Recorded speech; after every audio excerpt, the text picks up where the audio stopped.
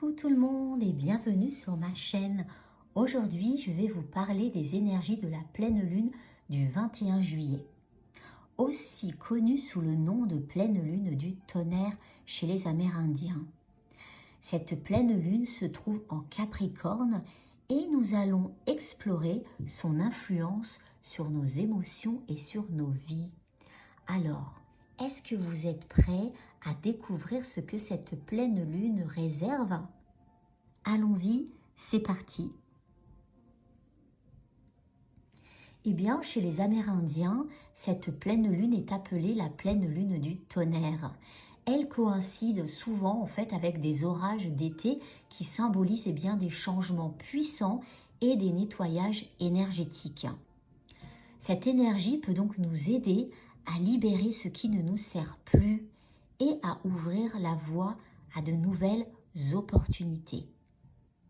Alors imaginez le tonnerre comme un appel à secouer les vieilles habitudes et à accueillir la transformation.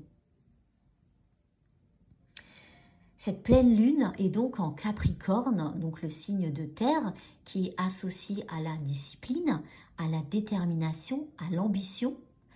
Eh bien le Capricorne, il nous pousse à nous concentrer sur nos objectifs à long terme. Il nous pousse à structurer nos plans de manière réaliste.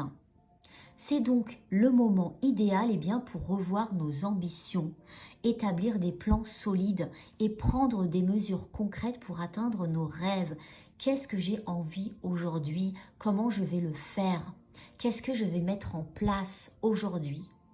Le Capricorne, il est très concret.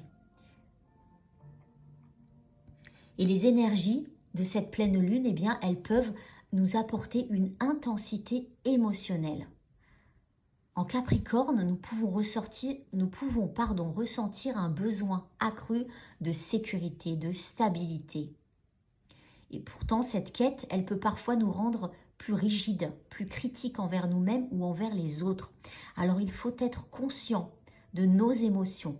Essayer de trouver un équilibre entre être déterminé et être dans la compassion. Cette pleine lune du tonnerre en Capricorne, c'est donc une excellente occasion pour la transformation personnelle. C'est le moment de faire un bilan de nos réussites, de nos échecs, de comprendre ce qui fonctionne et ce qui doit être changé. Alors, utilisez cette énergie pour vous engager à fond dans vos projets, pour vous débarrasser des peurs et des doutes qui vous retiennent. Alors, les rituels et les pratiques, on va en parler bien évidemment. Pour profiter au maximum de cette pleine lune, voici quelques rituels que vous pouvez pratiquer. D'abord, un rituel de la libération. Écrivez ce que vous souhaitez libérer de votre vie sur un morceau de papier et brûlez-le en toute sécurité en visualisant la libération de ces énergies. Vous pouvez bien sûr également faire une méditation de la pleine lune. Vous retrouverez dans un prochain post cette méditation que je propose pour la pleine lune du tonnerre en Capricorne. Et puis, vous pouvez aussi mettre en place un plan d'action, vous pouvez le créer.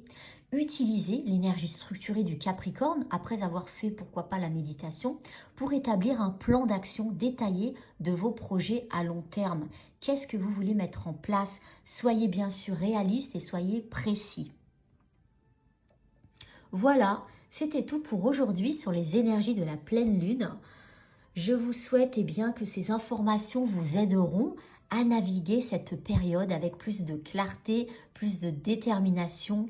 N'oubliez pas bien sûr de liker cette vidéo, de vous abonner à ma chaîne et pourquoi pas de laisser un commentaire pour partager vos expériences et vos rituels de pleine lune.